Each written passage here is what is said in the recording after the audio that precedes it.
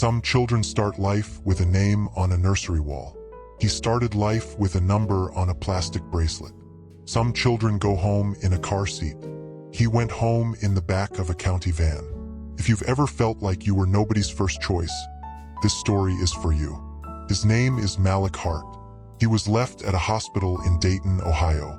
No note, no phone number, just a blanket and a bracelet. Malik grows up between group homes and foster families.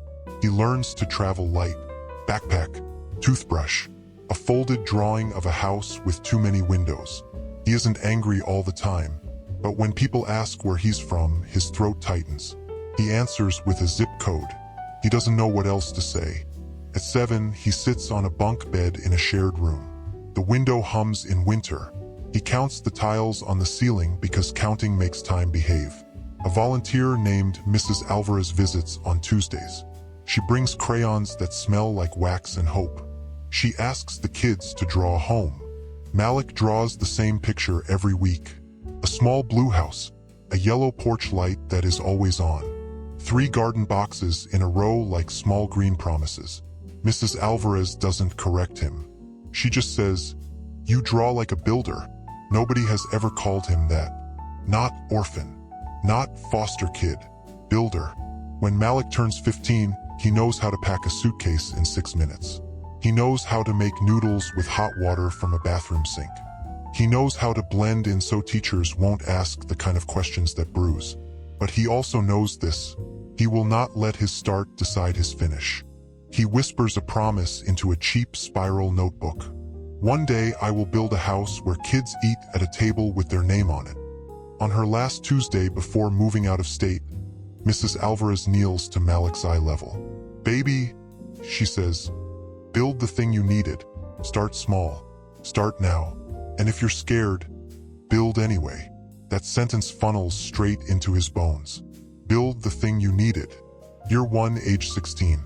He tutors younger kids at the group home. Alphabet flashcards. Multiplication with jelly beans.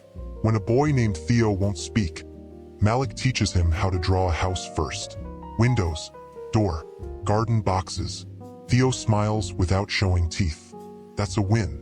Year 2, age 17. He stacks chairs after school. Mops floors at the Y on Saturdays. Saves crumpled bills in a shoebox labeled Blueprint Fund. He watches YouTube videos on carpentry basics and budget meals and grant writing for beginners. At night, he draws fast lines on graph paper. Rooms, ramps, playgrounds that don't forget wheelchair wheels. Year 3, age 18. He ages out of care. The state hands him a checklist and a handshake. He feels the air get colder. A landlord laughs at his application. He cries in a bathroom stall with the hand dryer roaring like thunder. Then he calls a shelter, gets a bed for the month, and adds a new rule to his notebook. 3 calls a day, job, room, mentor. Year 4, age 19. He gets hired by a small contractor who takes a chance on kids with thin resumes. He learns to measure twice, cut once, and apologize when the board still doesn't fit. He keeps a pencil behind his ear like a flag. He stops introducing himself as foster kid. He starts saying carpenter's assistant. Year 5, age 20. He finds a used library book about nonprofits. He circles words like 501, 3, and board of directors and mission drift. He writes his mission on an index card. Homes that feel like family. Year 6, age 21. He rents a postage stamp office above a laundromat. He folds brochures by hand. He convinces 3 friends to be his first board. Raven, social worker. A Joe, youth pastor. A Mr. Kelly, retired plumber with a voice like gravel. They vote on a name, Porchlight Homes. The yellow porch light in his drawings finally means something. Year 7, age 22. Grant applications. Phone calls that feel like auditions. More no than yes. He makes no earn its keep. Each rejection fuels a revision. He adds 3 sentences to his pitch. I grew up in the gap. I know where the cold comes in. We will stabilize kids first, then help families reunify when possible. When that's not safe, we'll build permanent belonging. Year 8, age 23. A local business owner offers a matching grant if Malik can raise $25,000. He organizes a block party, free haircuts, bounce house, tacos and foil. He loses his voice at a folding table telling his story again and again. He hits the goal at 8:42 p.m. He stares at the string lights like they are stars. They find an old 4-bedroom near a park. The porch sags, but the bones are good. Malik runs his hand along the banister and feels history. Crews arrive.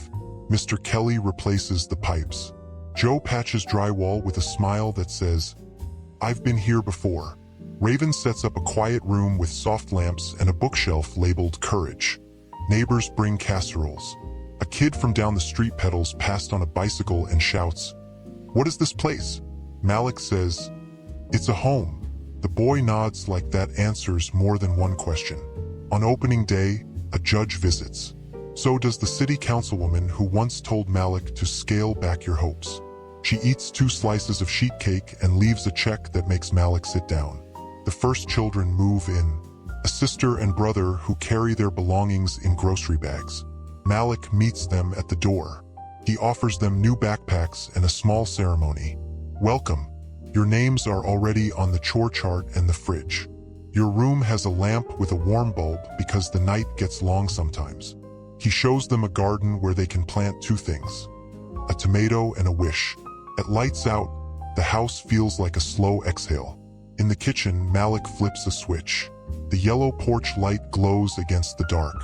For the first time in his life, that light is his to leave on. Then the roof leaks.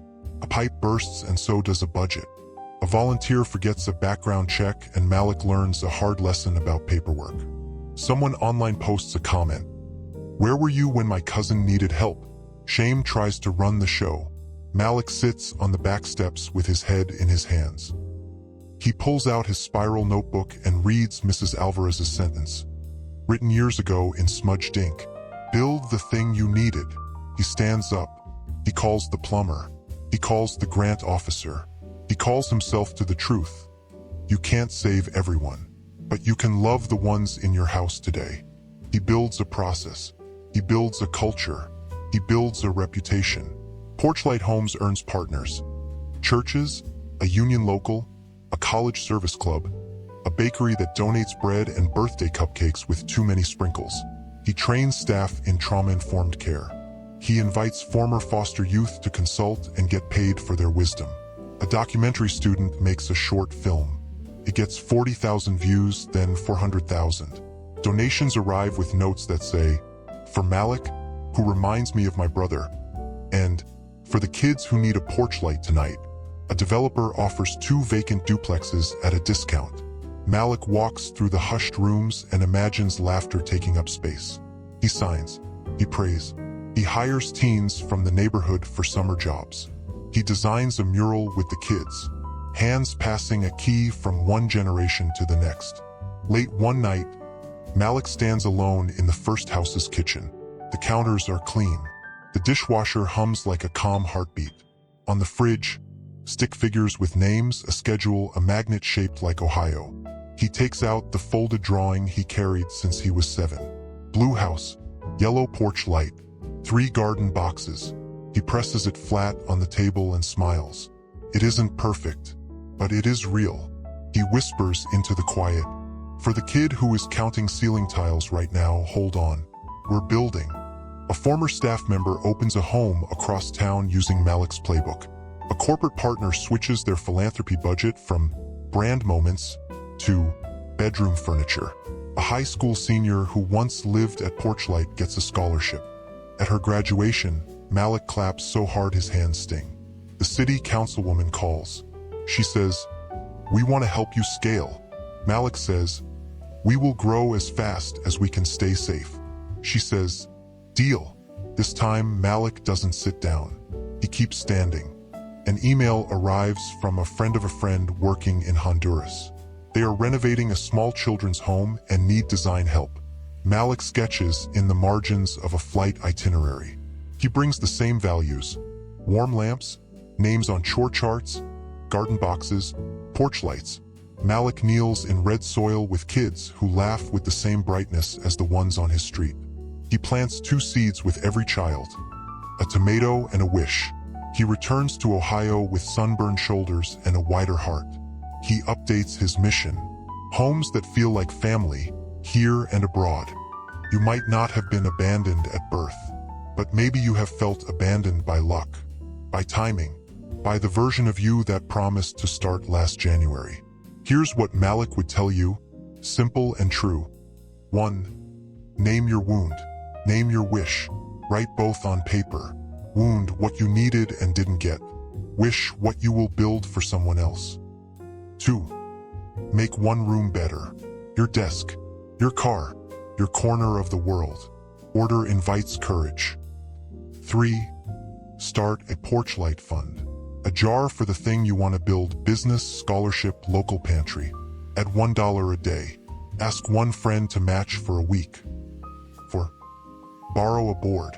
3 people who sharpen you: a peer, a pro, and a skeptic. Give them your plan. Ask for holes. Say thank you. 5. Keep the light on. Choose one ritual that says, "We belong." Weekly dinner, Sunday walk, call your aunt back. Small rhythms save lives. You don't have to rescue the world. Build the thing you needed. Start with one house, or one desk, or one heart, including your own. What's one small room you will make better this week? Physical or emotional? Write it below. Then go do it. If this story lit a porch light in you, subscribe for more stories that turn pain into blueprints, and blueprints into homes.